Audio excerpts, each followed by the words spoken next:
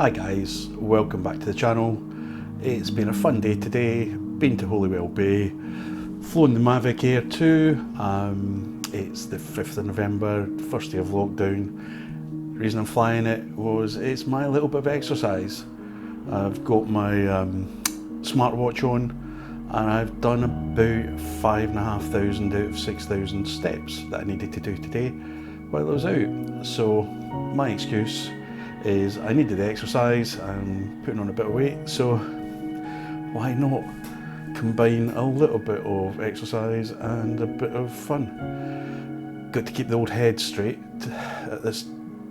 in these bloody awful times. Anyway, so I've flown quite a few bits and pieces. Susie's been with me, she's taken the DSLR. I'm not sure how the photographs have turned out, I haven't really had a chance to look at them. However, on the drone I found something a bit, not strange, just I didn't know about it. I found that when I take panoramas, the SD card fills up, and it is actually quite hungry, that little thing. I normally do the 180 degree panoramas, so it's 21 photographs, but each photograph's about 23-24 meg roughly, which is what the camera's designed to, but that adds up quite significantly, so it's about 450 to 500 megabytes of raw footage per panorama at 180. That's brilliant, but it does take up an awful lot of space, especially on the micro SD card. I was getting confused that I was running out of space. I didn't know that was. It's a 64 gig card, and there was nothing left on it until I looked at it on the computer, and it's gone, oh, all these panoramas that I've done without formatting the card in between shoots.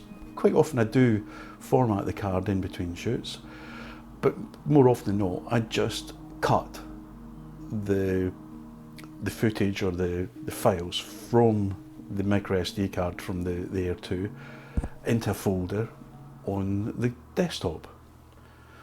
Never thought any more about it.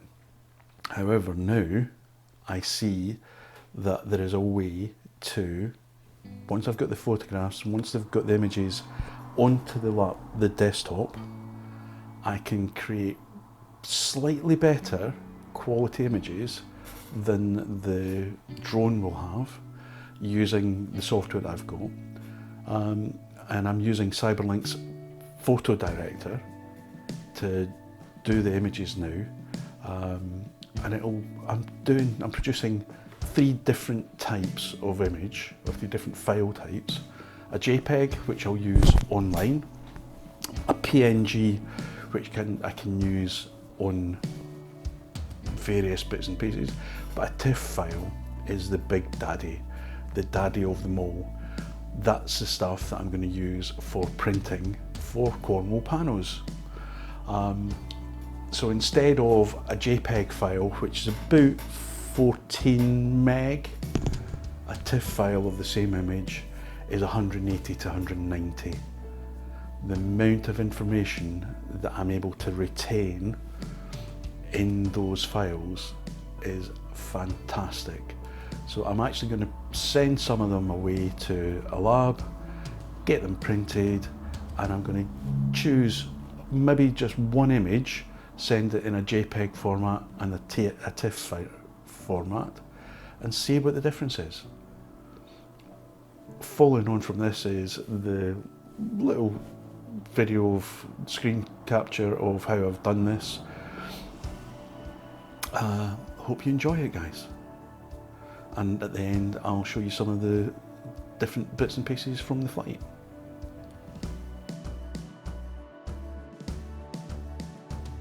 Today is all about how we find the panorama photographs from the Air 2 to find better way of using them. I have downloaded today's footage from Holywell Bay, all from the Air 2, my phone, my DSLR. In amongst that, I did a couple of panoramas, and you can see the folders there. This particular one it's a 180 degree panorama. It's shot in RAW from the Air 2, and you can see there's 21 images involved in the panorama. These are all raw files, and they're approximately 23 meg, 24 meg per image.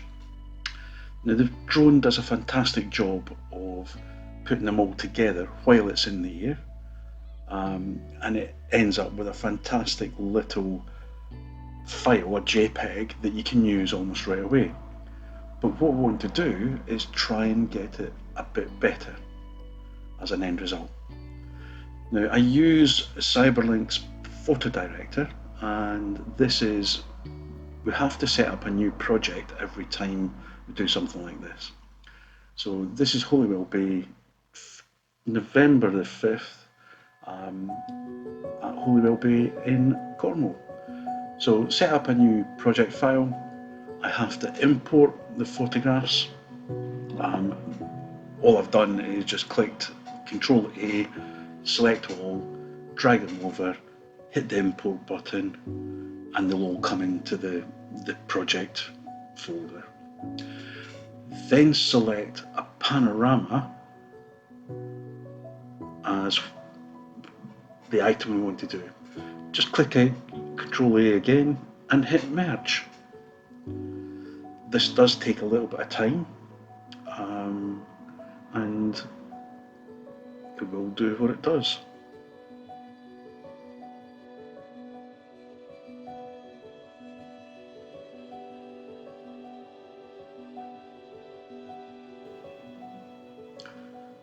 So it's getting near the end. It's almost finished up now, 98, 99%.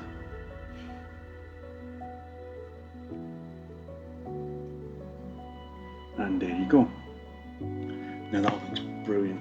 There are a few areas in the top in the sky that really need a bit of work to balance it out a bit. You can see a couple of the lines. The sun is a bit too bright.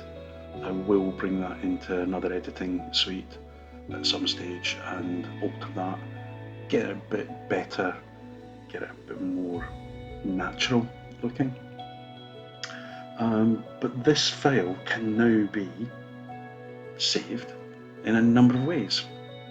Now there are 3 different file types in the software that I use that it can save as. I'm just creating a quick folder in the desktop to save everything in, so you can see it quite clean. First of all, we can save it as a TIFF file. Now TIFF file is biggest file possible. It is phenomenal amount of information that it can save. The next file type that I'm going to use is a JPEG. That's the smallest file type that you can have. So again, just using the same nomenclature, so test 1, and then the third file type is a PNG, which is a bit of a happy medium, but it is amazing how different the file sizes are.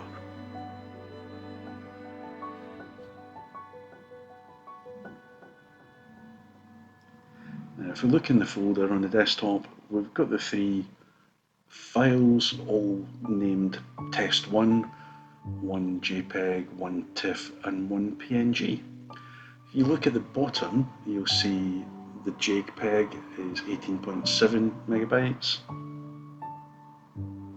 the PNG is 102, and the TIFF file is 190. What a huge difference. Now if we open up the TIFF file, just a straightforward Windows photo viewer, you'll see that it opens up on this machine, not a problem. It's a big file though, 190 meg. But if we look in, zoom in, and see what the actual, how much detail is contained, we will be able to get quite a sensible look and see. So zooming in, as I said, it is about 14 times. Look at the Holywell Bay. I think it's a surf. I think it's a surfer shack, and then bring just bring it up a bit. 25. There's still loads of detail, and up to 50%, 50 times. Can't quite read what the sign says on that, but if we zoom back out,